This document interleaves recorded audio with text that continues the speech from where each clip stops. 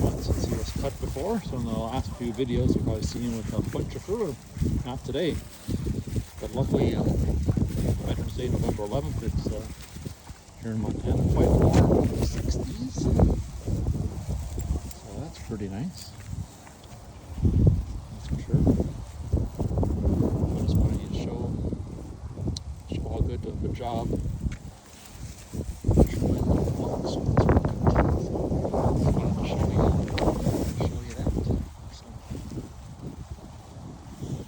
thank you everybody for subscribing. Sorry about this wind we got.